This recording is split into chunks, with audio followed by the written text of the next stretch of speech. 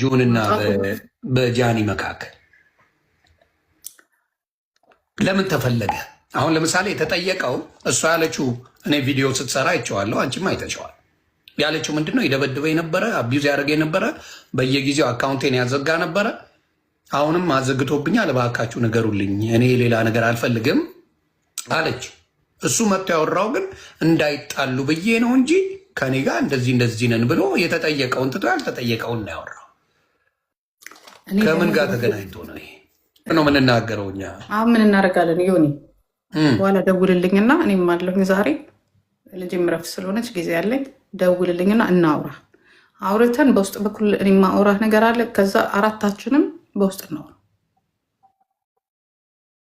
አይ ሶሉሽኑ እኔ ጉዳዩ ላይ አዶናይ መኖር አለበት ብዬ አስባለሁ።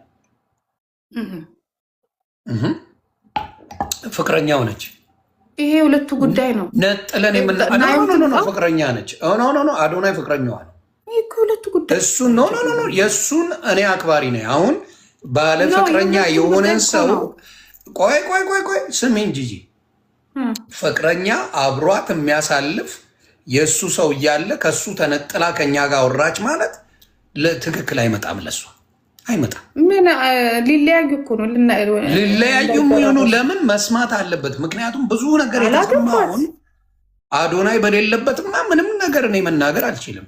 ነው አላደርገው እንዴ በጭራሽ እንዴ በፍቅረኛዋ እያለ ከሱ በላይ እኔ ላዝ ነው እንዴ? በጃኒ ኖ ማዘዝ እኮ አይደለም ያለውን ነገር እኔ እናንተን ጨርሳለን።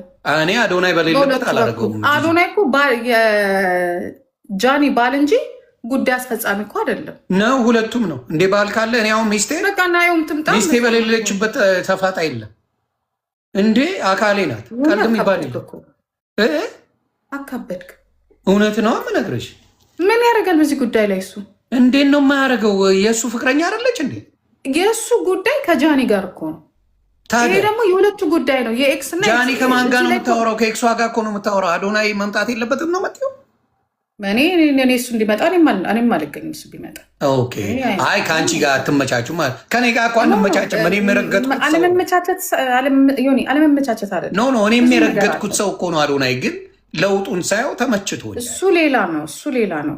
ስለዚህ ፍቅረኛው ከኤክስ ጋር ልታወራ ብላ እሱ መኖር የለበትም ካልሽማ፣ እኔ እናንተ እኮ አለን እኮ መጥፎ ነገር እንዳያወሩ ብልግና እንዳያወሩ ተመልሰው እንትን እንዳይሉ እኮ እኔ እናንተ እኮ አለን። ከፈለግ ብንኖርስ ሰውየው ሳይኖር ኧረ ይሁኒ በሰላም ነው እንዴ? አንቺ ሲንግል ከሆንሽ በኋላ ተወዛግበሻል ማለት ነው። ሲንግልነት ሲቆዩ ለካ ያወዛግባል። ቤተሰብ ያወዛግባል። ጉዳይ እኮ ነው። ለጂጂማ ባል መፈለግ አለብን። ቤተሰብ መፈለግ አለብን። እስቲ ይቅርታ አድርጉልኝ። ልክ ነው ይሄ ነገር መኖር አለበት። እንደዚህ አይነት ማለት ቦይፍሬንዷ መኖር አለበት።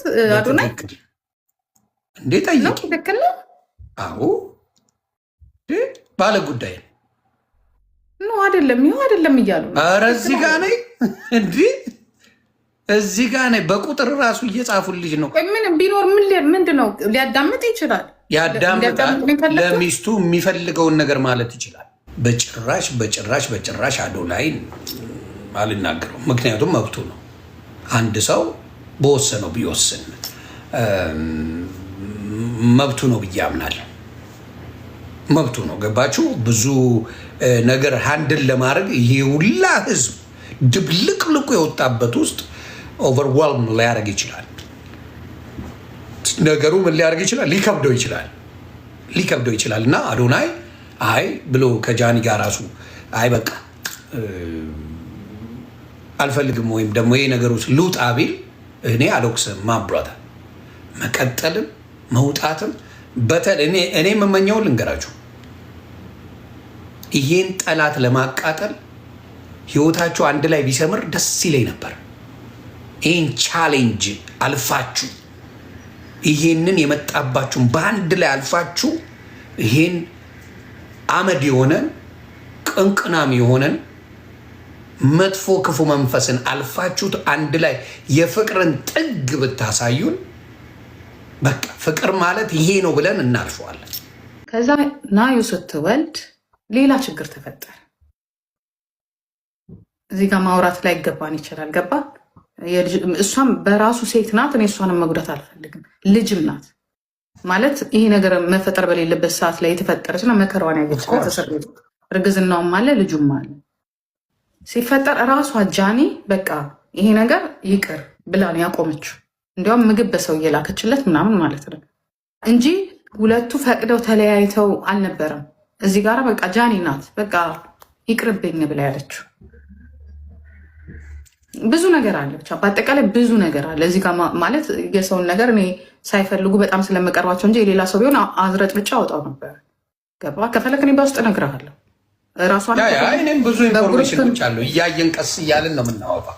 በአንዴ ዘርግፎማ ጥሩ አይሆንም። ግን እኔ አሁን ያናደደኝ ምን እንደሆነ ታውቃለህ? ልጆቹ ይመስለኛል አንዴ አሾ ስፒድ ሲመጣ እዛ ታርቀው ነበር አይደለ? ጆን ዳንኤል እና እንትና ኦኬ። ከዛ በኋላ የጃኒ አካውንት ዋርኒንግ ሆነ፣ መዘጋት ተዘጋ። ሲዘጋ ወዲያውኑ ጃኒ መጣችና ከትላንትና መቼ ዕለት ነው መጣችና አካውንቴን ያዘጋው ጆን ዳንኤል ነው፣ እንዲያውም 2 ዓመት የያዝኩት ሚስጥር አለ አወጣዋለሁ አለች። ካወጣችሁ በኋላ እኔ ለሱ ደወልኩለት። ምንድነው እየተካሄደ ያለው? እኔው ደበደብካት ምናምን አይደለም ያልኩት፣ ለምንድነው አካውንቷን ያዘጋከው ያልኩት። እንዲሁም ከሌሎች ፋሚሊ ምናምን ጋር አወራንበት በዚህ ጉዳይ ላይ። ሁሉም ኖ እንደዚህ አይነት ነገር በቃ ጆን ተለውጧል። የድሮ ጆን አለ ደግሞ